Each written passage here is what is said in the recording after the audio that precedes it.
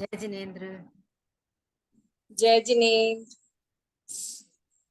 Revision हो रहा है कि नहीं? वापस जो ढाल पढ़ चुके हैं हम, हो रहा है। थोड़ा थोड़ा कर रहे हो कि नहीं? हाँ जी, हाँ, आपने वीडियो डाल रखे हैं ना। हाँ हाँ हाँ। सही। बार बार उसको क्या रिवीजन करेंगे ना, तो जितना अपन बार बार वीडियो को देखेंगे सुनेंगे, तो उससे वो चीज हमारी मजबूत होएगी, अच्छी होएगी, है ना। हाँ ये बार बार वीडियो को देखो सुनो तो ज्यादा समझ में भी आएगा, और हमारा ज्ञान है बरकरार रहेगा वो, है ना। जी, बिल्कुल बिल्कुल। हाँ, चलिए शुरू करें फिर। हाँ जी। हाँ चलिए। सभी जो अपने वीडियो ऑन कर सकते हैं ऑन कर लीजिए। चलिए। सबसे पहले मंगलाचरण नीलम भाभी। हाँ जी। तीन भुवन में सार वीत राग विज्ञानता, शिव स्वरूप शिव का नमो त्रियोग समारिके। जय बोलिए देवादिदेव 1008 श्री आदिनाथ भगवान की जय। महावीर भगवान की जय। जय द्वादशांग दिनवाणी माता की जय। जय जय जैन धर्म की की जय। जय। अभी हमारी 12 भावनाओं की चर्चा चल रही है, और 12 भावनाओं में हमने कल पढ़ी थी आश्रव भावना, अशुचि भावना, है ना। ये जो अशुचि भावना पड़ी थी, इसमें हमने देखा और समझा था कि ये शरीर जिसका हम घमंड करते हैं, जिसके सौंदर्य में अपना समय बर्बाद करते हैं, वह शरीर कितना अपवित्र है। शरीर जरूरी है धर्म करने के लिए, तो उसको बना के रखना जरूरी है, लेकिन उसके श्रृंगार आदि में या उस पे घमंड करना ये चीज गलत है। क्योंकि इस शरीर, ये कैसी थैली है हमारा शरीर, ये खून की, मांस की, मज्जा की, चर्बी की, इनकी ये एक थैली के समान है ये हमारा शरीर। इसके अंदर हड्डियों का पिंजरा है, जिसको कि हम देखते ही घृणा करते हैं।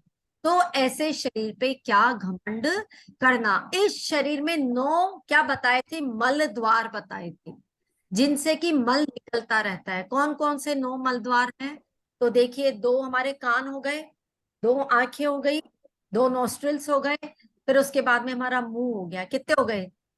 7 हो गए। और 2 हमारे हो गए मूत्र द्वार हो गए। तो इस प्रकार से ये 9 क्या है, मल द्वारा। और जैसे जैसे ऊपर से नीचे जाते जाते हैं, उनसे घृणित मल निकलता जाता है, दुर्गंध में मल निकलता है, जिसकी बात सुनना भी कोई पसंद नहीं करता है। ऐसे शरीर का क्या मोह करना, ये हमने समझा था अशुचि भावना में। उसके बाद में आश्रव भावना पढ़ी, यानी कर्म आते हैं किसकी वजह से, कर्मों के हमारे योग से, मन वचन काय के योग से। मन वचन काय के क्या योग करते हैं? हम कुटिलता करते हैं, राग द्वेष करते हैं, मोह करते हैं, है ना, विकार आदि परिणाम करते हैं। तो ये सारे के सारे भाव क्या है, कर्मों को बुलाते हैं। और ये आश्रव जो है क्या है, बहुत ही दुख देने वाले हैं। इसलिए जो सम्यक ज्ञानी जीव है, जो बुद्धि जीवी है, वो इन कर्मों को नहीं बुलाते, इन कर्मों को करते हैं, आश्रव नहीं करते। यहां तक कल हमारी चर्चा हो गई थी। अब आज हम पढ़ेंगे वो भावना है संवर भावना। संवर भावना क्या होती है? संवर भावना का मतलब होता है कर्मों को रोकना, जो कर्म है उनको रोकना। अब क्या रोके कैसे? क्या हमारे घर के दरवाजे बंद कर ले तो वो रुक जाएंगे कर्म आने से? हैं? ऐसे रुक जाएंगे क्या कर्म? नहीं। या घर के दरवाजे पे लाठी लेके खड़े हो जाए, बंदूक लेके खड़े हो जाए कि नहीं, यदि कोई भी कर्म आ गया तो मैं उनको यहां से ही भगा दूंगा। क्या ऐसे कर्म रुक जाएंगे क्या? क्योंकि कर्म हमें पता तो चल गया दुख देने वाले हैं, तो अब इन कर्मों को रोकना तो पड़ेगा। तो क्या उपाय करें कि जिससे ये कर्म हमारे रुक जाए, हमें परेशान नहीं करे? तो इनको रोकने के लिए चलिए क्या उपाय बताया है पंडित दौलत राम जी ने। शुरू करते हैं संवर भावना। चलिए मैं स्क्रीन शेयर कर रही हूँ।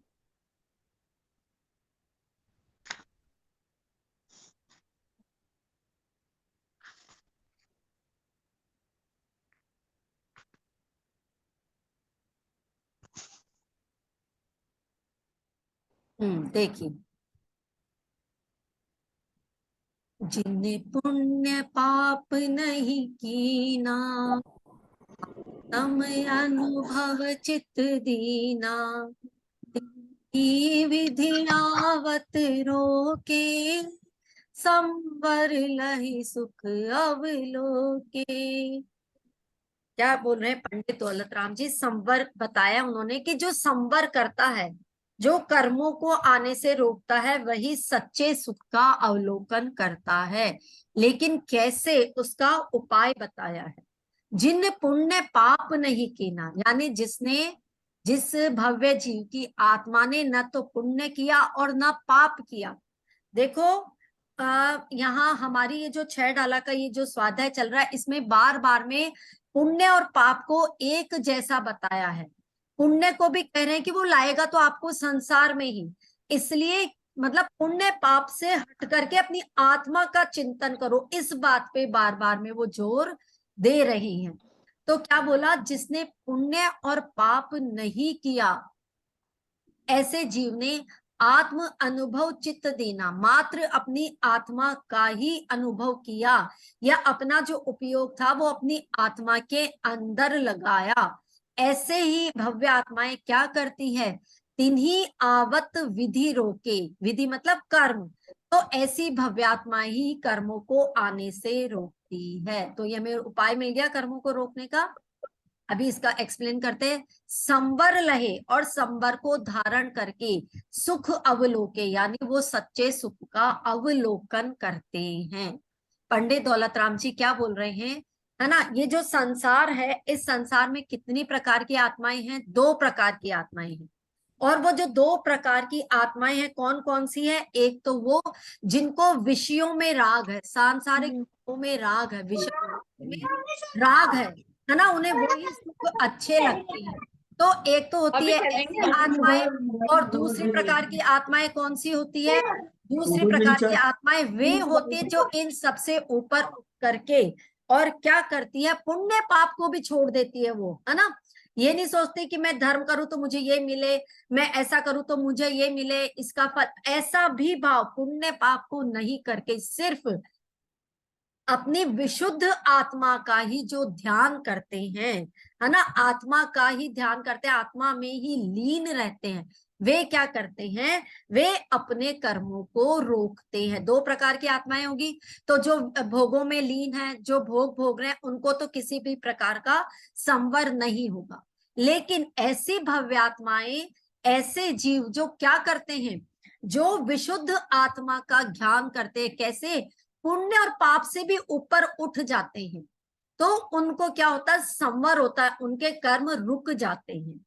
तो कर्मों को रोकने के लिए अब और मतलब बताया, एक मारवाड़ी कवि थे, उन्होंने 4 लाइनें लिखी इस बात पे कि कैसे कर्म को रोके। क्या लिखा उन्होंने?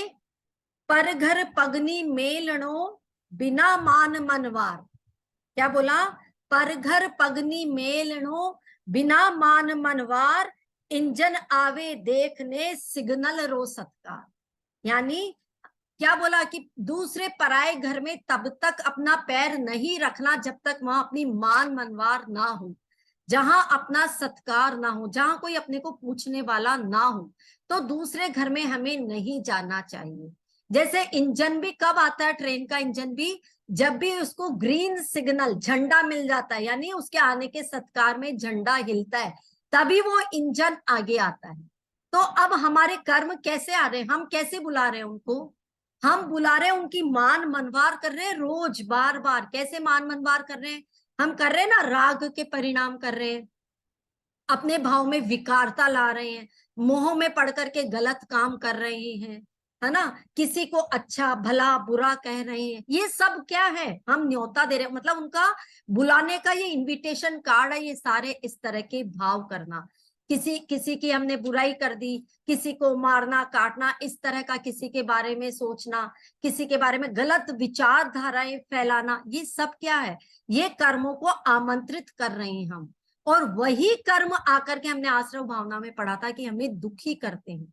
तो अब हम क्या करें? तो हमें कर्मों को रोकना होगा।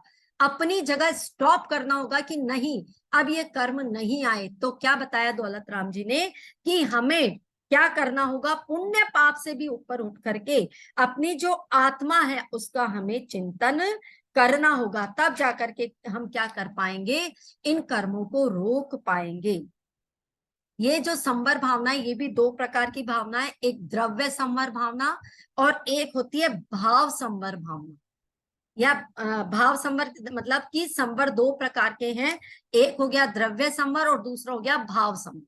तो द्रव्य संवर तो कहते हैं आते हुए कर्मों को रोकना, और दूसरा क्या हो गया भाव संवर, यानी अपने भाव में शुचिता लाना, अपने भाव में पवित्रता लाना, अपने जितने भी मलिन भाव थे उन सबको खत्म करके भाव में अच्छा भाव लाने का नाम है भाव संवर। तो ये जो भाव संवर है ये हमारे लिए बहुत उपयोगी है।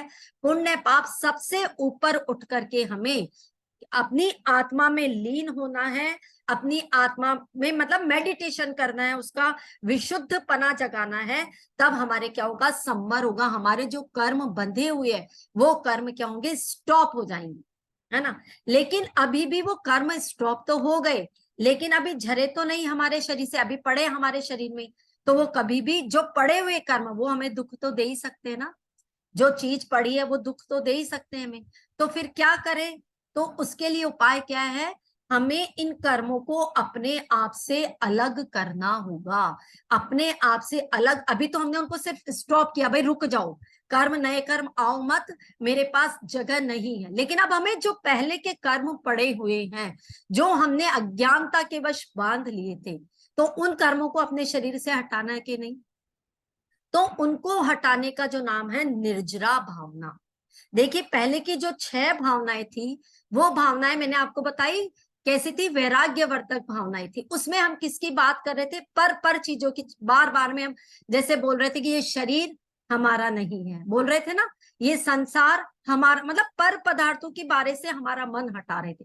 अब धीरे धीरे पंडित दौलत राम जी हमारे को कहाँ ला रहे हैं, अपनी आत्मा के अंदर ला रहे हैं। पहले तो उन्होंने बताया कि ये सारी चीजें क्या है, संसार और ये जितना जो कुछ भी सब नश्वर है, कोई हमारा साथी सगा नहीं है, किसी से राग मत करो, ये शरीर अशुचि है, अपवित्र है। तो यहां से हमारा ध्यान हटाते हटाते फिर धीरे धीरे वो आए परिणामों पे, भावों पे, कि भाई आश्रव मत करो कर्मों को, अपने परिणाम बिगाड़ करके बुरे कर्मों को मत बुलाओ। फिर उन्होंने कहा इन बुरे कर्मों को रोक दो आने से, इनका सत्कार मत करो, जो आप भाव कर रहे थे, राग द्वेष के परिणाम कर रहे थे, उन सब से हट करके अब इन कर्मों को क्या करो, रोक दो। अब रोक दिया तो अब कह रहे हैं कि जो पड़े हुए कर्म है उनको हटाना भी तो है हमारे शरीर से, नहीं तो वो कर्म क्या है, हमें संसार में रुलाते रहेंगे, भटकाते रहेंगे। क्या कारण है कि हम संसार में अभी तक भटक रहे हैं, क्यों इसलिए भटक रहे हैं, क्योंकि हमने अभी तक, हम सोच रहे हैं मोक्ष का रास्ता शायद बाहर से कहीं जाता है, तो हम वहां पे रास्ता ढूंढ रहे हैं, गलती हम यही कर रहे हैं। मोक्ष मार्ग का रास्ता बाहर नहीं, अपने अंदर है, अपने भीतर है, तो वही अपने को इसका रास्ता खोजना होगा, आंतरिक विशुद्धि को प्रकट करना होगा, तभी जाकर के हमारे कर्म खिरेंगे। तो चलिए देखते हैं क्या उपाय बता रहे हैं पंडित दौलत राम जी। आगे का छंद हम शेयर करते हैं।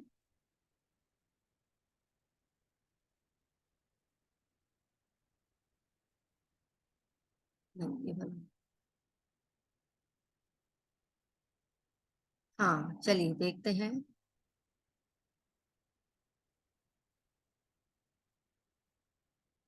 निज काल पाय विधि झरना, तासो निज काज न सरना, तप करि जो कर्म की पावे, सोए शिव सुख दर्शावे।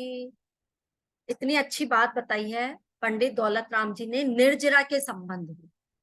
क्या बोल रहे हैं वो, निज काल पाय विधि झरना, अपने समय पाकर के जो कर्म की निर्जरा हो रही है, वह निर्जरा क्या है, तासो उस निर्जरा से, निज काज न सरना, उससे तो अपना कोई भी आत्मोत्थान नहीं हो रहा है, वो हमारे लिए फलदायी नहीं है।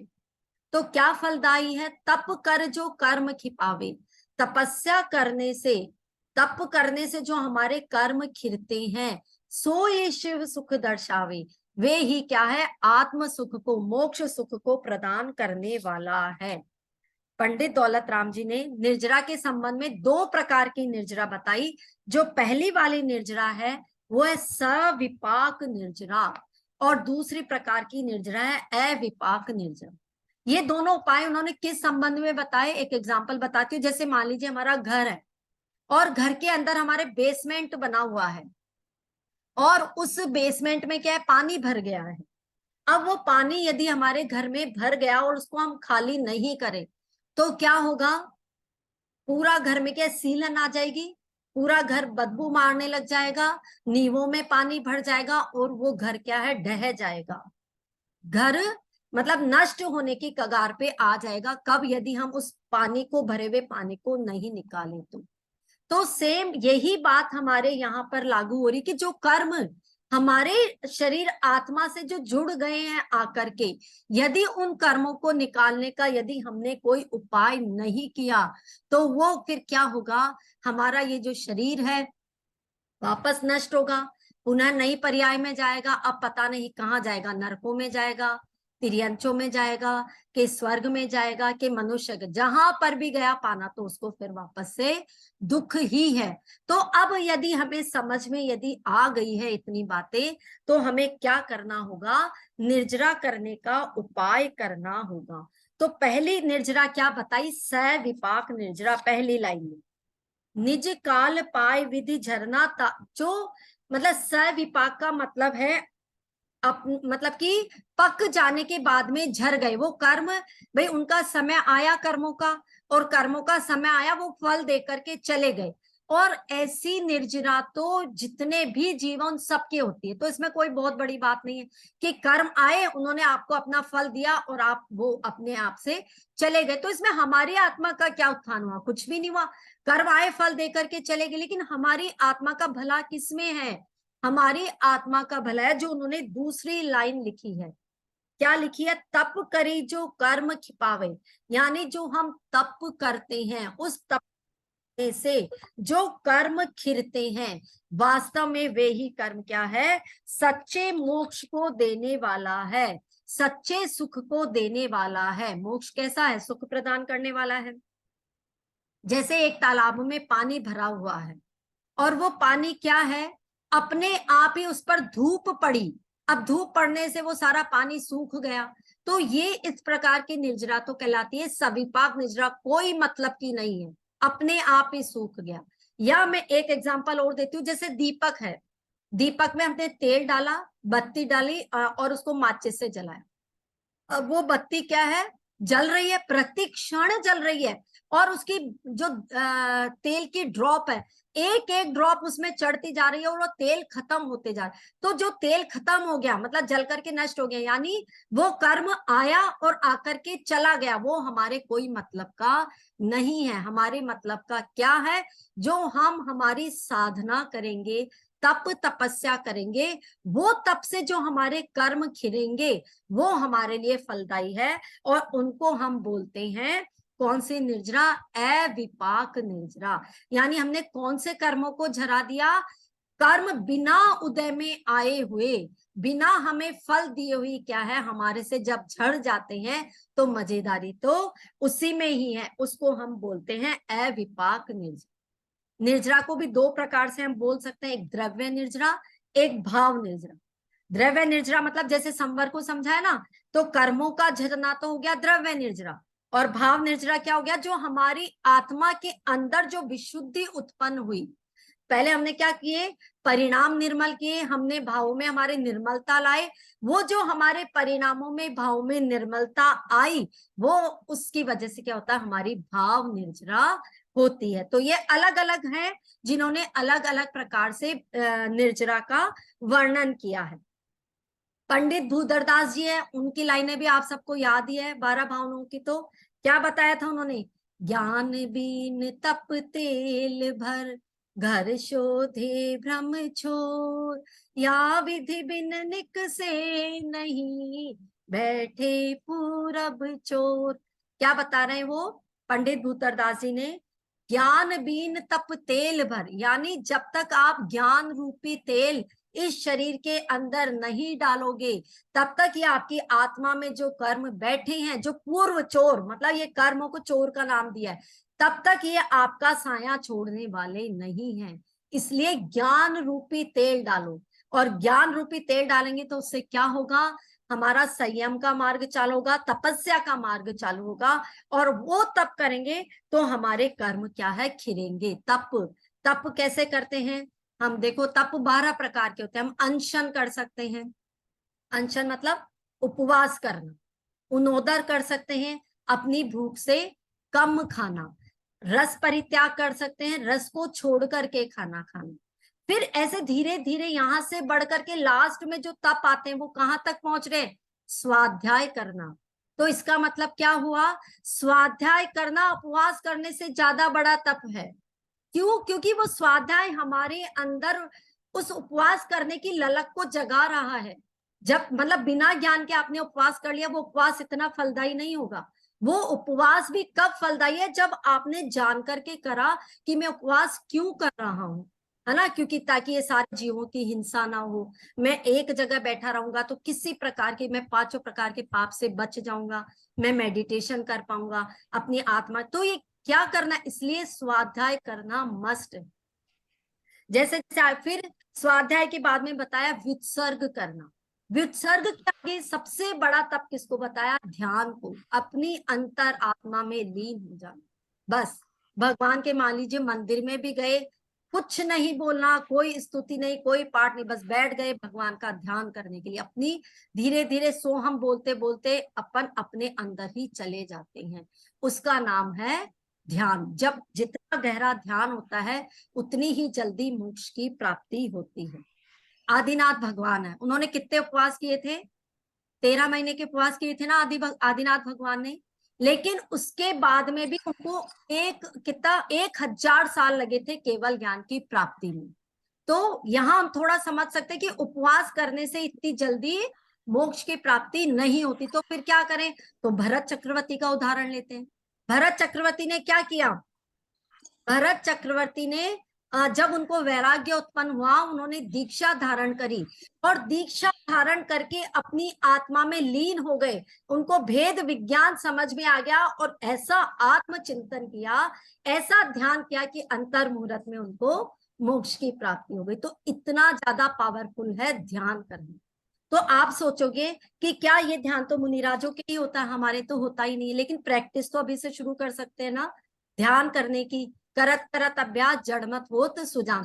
अभी से यदि हम किसी चीज की प्रैक्टिस करेंगे, अच्छा उतना उत्कृष्ट नहीं भी हो पाएगा मान लीजिए, तो कम से कम बाकी प्रकार की हिंसा से बचेंगे, राग द्वेष के परिणाम से बचेंगे, विकार भाव से बचेंगे, नए कर्मों को आने से रोकेंगे। तो हमारे लिए भी तो ये ध्यान करना कितना अच्छा है, फलदायी है। इसलिए दौलत राम जी ने क्या बोला, हमें क्या करना है कि विधि कि तप करी जो कर्म खिपावे सो ही शिव सुख दर्शावे।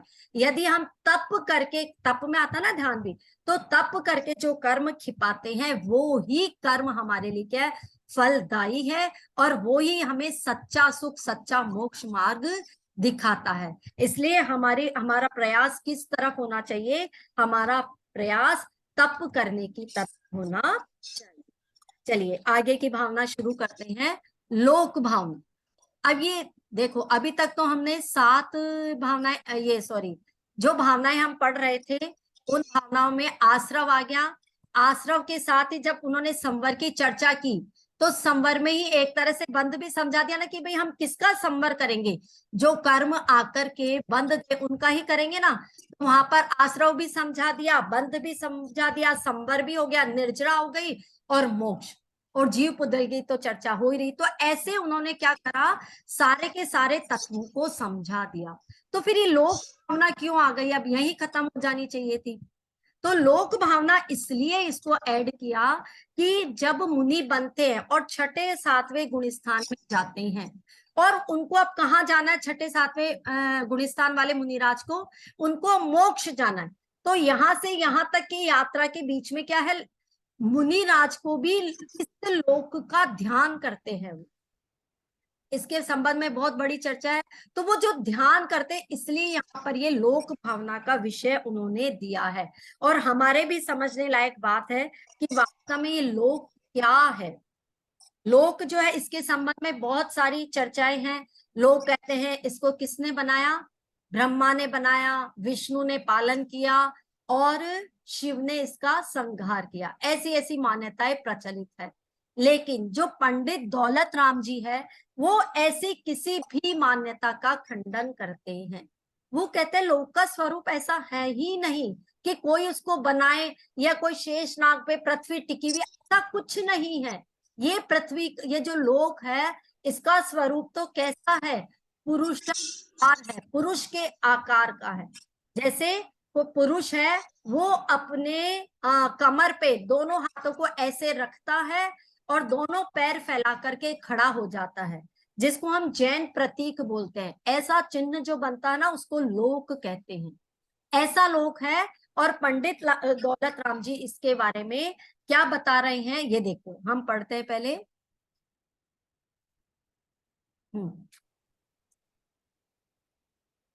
कि न करे न धरे को, षड द्रव्यमयी न हरे को, सो लोक माहि बिन समता, दुख सहे जीवनित भमता। कि न करे न धरे, यानी इस लोक को किसी ने नहीं बनाया है, न धरे, न किसी ने धारण किया हुआ है। कहते ना, शेषनाग ने धारण किया हुआ पूरी पृथ्वी को ऊपर, ना। क्या कह रहे हैं दौलत राम जी, ये जो लोक है, इसकी संरचना तो अनादि अनंत है। इसको न तो किसी ने बनाया है, न किसी ने धारण किया है, न हरे को, और न ही कोई इसको हर सकता है या नष्ट कर सकता है, या न ही कोई इसको अपहरण कर सकता है। ऐसे इस लोक की रचना है। तो फिर कैसा है यह लोक? यह लोक द्रव्यमयी, यह तो 6 द्रव्यमयी लोक है। कैसा लोक है? 6 द्रव्यमयी, जहां 6 द्रव्य है, जीव, उद्गल, धर्म, अधर्म, आकाश और काल। और ये जो 6 द्रव्य हमने बताए, इनका स्वरूप क्या बताया था? इनका स्वरूप है उत्पाद, व्यय और ध्रुव। उत्पन्न होना, रहना, और उसके बाद में नष्ट हो जाना, मतलब खत्म हो जाना। दूसरी, इनकी पर्याय चेंज होती है, एक इनको कोई नष्ट नहीं कर सकता। जैसे मान लीजिए पेड़ है, पेड़ की लकड़ी है, लकड़ी सूख गई और उसको काट दी, काट करके फर्नीचर बना लिया। फिर अब वो फर्नीचर में परिवर्तित हो गई। फिर फर्नीचर बनने के बाद में जब फर्नीचर भी टूट फूट गया, तो उसको जला करके ईंधन में काम में ले लिया। तो ईंधन से जल करके वो क्या बन गया? कोयला बन गया। तो पेड़ की लकड़ी से फर्नीचर की लकड़ी, कोयला, फिर उस कोयले को हमने जलाया तो राख बन गई। इनकी पर्याय चेंज होती है, 6 इनकी द्रव्यों की, जीव, उद्गल आदि की, लेकिन ये खत्म नहीं होते। जब हमारा भी मरण तो हम भी क्या है, दूसरी पर्याय में जाकर के जन्म ले लेते हैं। आगे क्या कह रहे हैं पंडित दौलत राम जी? सो लोक मान बिन समता, यानी इस लोक के अंदर बिना समता भाव के यह जीव नित्य भ्रमता, यानी निरंतर भ्रमण करता है, दुख के दुख को सहन करता है। इस लोक के अंदर सबसे बड़ा अच्छा उपाय क्या बताया है कि समता धारण करो। पंडित दौलत राम जी क्या करें? समता, सहज भाव रखो, सबके प्रति सम, एक जैसा रहो। तब चाहे जीवन में दुख आए, चाहे जीवन में सुख आए, अपने आप को दुखी मत करो, उसका नाम कहलाता है समता। तो उस भाव को अंदर, अपने अंदर मत लाओ, समता भाव रखो, तब जाकर के क्या होता है, यह जीव उन दुखों से छुटकारा पा सकता है। वास्तव में अब हम पहले देखो, लोक भावना है, और लोक भावना को अगर पर्यायवाची पूछते तो कुछ लोग क्या कहेंगे लोक का पर्यायवाची? जैसे सृष्टि हो गई, संसार हो गया, तो आप कहोगे संसार भावना तो हम पढ़ के आए, फिर ये वापस से यहाँ पर लोक भावना क्यों दे दी? तो वो जो संसार भावना जो पढ़ी थी, उसमें कुछ और चर्चा थी। वहां पर उन्होंने, पंडित दौलत राम जी ने हमें बाह्य चीजों से संसार की असारता के बारे में बताया। यहाँ इस लोक भावना में वो क्या बता रहे हैं, इस लोक भावना में बता रहे हैं कि ये लोक षड द्रव्यमयी है, 6 द्रव्य है। एक तरह से देखो, हम तो लोक में रह रहे हैं, है ना, समझो संसार और लोक में फर्क। हम इस लोक में रह रहे हैं और हमारे अंदर संसार रह रहा है। आ रहा है समझ में?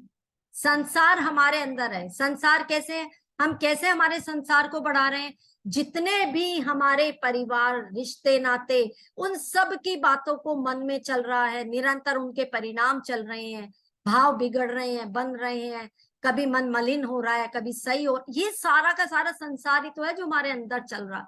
तो इससे उन्होंने पहले छुड़ाया और अब लोक भावना के बारे में उन्होंने बताया कि वास्तव में देखो ये लोक ऐसा है ना। और इस लोक के बारे में कई मान्यताएं बताई कि इसको कोई नष्ट कर देगा। अभी भी शायद मेरे हिसाब से न्यूज आई या कहीं पे मैंने पढ़ा कि संसार नष्ट हो जाएगा, ये ऐसा हो जाएगा। ऐसा कुछ नहीं है। देखो इस लोक में क्या है, मध्य लोक जहां हम हैं, तो इस मध्य लोक में असंख्याति तो द्वीप है और असंख्याति यहाँ पर समुद्र। अब इन द्वीपों में एक द्वीप जो बीचों बीच है उसका नाम है जम्बू द्वीप। उस जम्बू द्वीप के 190 क्षेत्र हैं। उस 190वें क्षेत्र यानी भरत क्षेत्र में हम रहते हैं, ठीक है। और ऐसे ही ऐरावत क्षेत्र भी है। तो अगर नष्ट भी होगा तो भरत क्षेत्र, ऐरावत क्षेत्र के आदमी ज्यादा से ज्यादा नष्ट होंगे, लेकिन ये लोक कभी भी नष्ट नहीं हो सकता। वैसे तो नष्ट होगा ही नहीं, लेकिन ये जिनकी मान्यताएं हैं कि अरे पूरी पृथ्वी नष्ट हो जाएगी, हम तो इतना बड़ा जम्बू द्वीप है, उसके एक बूंद के बराबर, सिर्फ जैसे सागर है और सागर की एक बूंद होती ना, बस उतने से क्षेत्र में हम रह रहे हैं अभी केवल। तो इतना सागर चला भी गया तो बाकी तो आप देखो पूरा का पूरा जम्बू द्वीप सुरक्षित है ना, तो क्यों डरते हो, क्यों भय है? अगर हमारी शरीर चला भी गया तो हमारी आत्मा कहीं जाने वाली नहीं है। इसको तो हमें क्या करना है, अच्छे अच्छे परिणामों से कहां तक पहुंचाना है, 14 राज्यों तक ऊपर लेकर के जाना है। जो भूधर दास जी है, भूधर दास जी की क्या भावना है, उन्होंने क्या पंक्तियां लिखी इसी के लिए, लोक भावना के लिए। 14 राजु उतंग नव, लोक पुरुष संग ठान, तामे जी अनादि भरमत है बिन ज्ञान प्रभु जी, भरमत है बिन ज्ञान। ये पूरा लोक 14 राजू जितना ऊपर है। अब राजू मीन्स क्या, ये एक माप है, माप की इकाई है। जैसे हम किसी चीज को मापते हैं ना सेंटीमीटर में, मीटर में, किलोमीटर में, ऐसे ही योजन से भी ज्यादा बड़ी मापने की इकाई को बोलते हैं राजू। तो 14 राजू तक हमारा पूरा का पूरा ये लोक बना हुआ है और पुरुष के आकार का है। और जो भूधर दास जी है वो क्या बता रहे हैं कि हम क्यों भ्रमत रहे हैं इस संसार में। इन्होंने बताया ज्ञान के अभाव में हम इस संसार में परिभ्रमण कर रहे हैं। तो जो दौलत राम जी है उन्होंने तो समता भाव धारण करने के लिए बोला, यानी चारित्र को अपनाने के लिए बोला। और जो भूधर दास जी है वो क्या बोल रहे हैं, ज्ञान बिना, यानी ज्ञान के बिना हम क्या कर रहे हैं, भटक रहे हैं। बात देखा जाए तो एक ही है, क्योंकि ज्ञान से ही हम चारित्र धारण करते हैं। तो उस ज्ञान से समता भाव को हमें जोड़ना है। अगर हम अपने आप को नहीं भटकाना चाहते हैं इन कर्मों से, यदि हम नहीं, तो हमें क्या है, मुक्ति का मार्ग अपने अंदर ही ढूंढना होगा। मोक्ष मार्ग की मंजिल अंदर से ही ढूंढनी होगी। हम जो कहते हैं ना, कर्म महारि पुजोर या मोकु पटकत करत अचेत, वो कर्मों को बार बार में कर्मों को ही कंपेयर, मतलब उनको ही दोष देते हैं। कहते हैं कर्म हमें सता रहे हैं, कर्म दुखी कर रहे हैं। तो उन कर्मों को हमें रोकना होगा, किससे, अपने ज्ञान भाव से, अपने समता परिणाम से। जब हम सहज भाव रखेंगे, सुख दुख की परिणति में एक जैसा रहेंगे, तब जाकर के क्या है, ये सारे के सारे कर्म हमारी आत्मा से झर जाएंगे। एक देश निर्जरा हमारी होती है, सकल देश निर्जरा मुनिराजों की होती है। तो जितनी निर्जरा हम कर पाए उतना ही हमारे लिए अच्छा है। इसलिए इस बात को जन जन तक, कण कण तक हमें यही पहुंचानी होगी कि हमें समता भाव धारण करना है। अपने परिणामों में विशुद्धि लानी है, अपने परिणामों को बिगाड़ना नहीं है, राग द्वेष मोह आदि परिणामों से बचना है। तब जाकर के हम क्या कर पाएंगे, संवर कर पाएंगे, निर्जरा कर पाएंगे, और इस लोक में जो मोक्ष रूपी सुख है उसको हम भोग पाएंगे। चलिए आज के लिए इतना ही। हाँ चलिए पहले जिनवाणी स्तुति कर लेते हैं। कौन करेगा? नीलंबा भी आप करिए जिनवाणी स्तुति।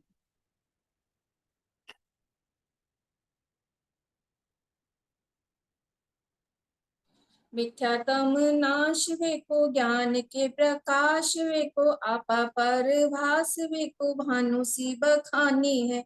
छो द्रव्य जान वे को बंद विधि भान वे को सह पर पिछान परम ब्रह्मानी है। अनुभवताय वे को जीव के जताए वे को काऊ न सताए वे भबे और आनी है। जहाँ तहाँ तार वे को पार के उतार वे को सुख विस्तार वे को यही जिन वाणी है। ये जिन वाणी भारती तो जपो दिन रैन जो तेरा शरणा गहे सो बावे सुख चैन। वाणी के ज्ञान ते सूझे लोका लोक सो वाणी मस्तक नमो सदा दे तू। चलिए अब आप बताइए संवर भावना किसे कहते हैं? भाभी संवर मतलब क्या? संवर मतलब कर्मों को रोकना। बिल्कुल सही, परफेक्ट। संवर मीन्स कर्म को रोकना। अच्छा, और निर्जरा मीन्स? निर्जरा मतलब अपने कर्मों को अपने तप से कर्मों को झड़ने देना। अपनी आत्मा से अलग कर देना। ठीक है, बहुत अच्छा। फिर लोक भावना हमने आज समझी। तो यह लोक कैसा है? यहाँ कितने द्रव्य हैं? इस लोक में कितने द्रव्य हैं? 6 द्रव्य हैं। 6 द्रव्य। 6। कौन कौन से? मीला भाभी आप बताओगे कौन कौन से 6 द्रव्य हैं? जीव, पुद्गल, धर्म, अधर्म, आकाश और काल। वेरी गुड, शाबाश, बहुत अच्छा। ये 6 द्रव्य है जिनसे मिलकर के लोक बना हुआ है। और ये लोक कैसे आकार का है? किस आकार का है? चूड़ी के आकार का। नहीं नहीं नहीं नहीं, पुरुष के आकार का। हाँ पुरुष के आकार का एक। हाँ, अच्छा, पुरुष इसकी के आकार। ऊंचाई कितनी बताई थी मैंने? कितना ऊंचा है ये लोक? 14 योजन। 1000। नहीं नहीं नहीं, 14 राजू। हाँ, 14 राजू। 14 राजू उत्तंग नभ, यानी 14 राजू के बराबर में इसकी ये ऊंचाई है। ठीक है। अच्छा, ये जो जीव है वो क्यों पा रहा है इस संसार में? इसलिए दुख इसलिए राग और मोह के कारण। हाँ, अपने जो राग आदि परिणाम है, कर्म बांधता है, उन कर्मों से वो उस दुख को उठा रहा है। तो हमें कैसा बन के रहना है? तब हमें मोक्ष सुख की प्राप्ति होगी। कैसे परिणाम रखने हैं अपने? कैसा रहना है? शुद्ध परिणाम रखने हैं। समता भाव हमें धारण करना है ना? चाहे कोई कैसी भी परिस्थिति आए, समता भाव रखेंगे तो हम क्या है, उस मोक्ष सुख की प्राप्ति कर सकेंगे। चलिए ठीक है, तो आज के लिए इतना ही। आप सभी स्वस्थ रहें, मस्त रहें और तंदुरुस्त रहें। हम फिर कल मिलेंगे एक नई एनर्जी के साथ। तब तक सभी को सादर जय जिनेन्द्र। जय जिनेन्द्र। जय जिनेन्द्र। जय जिनेन्द्र।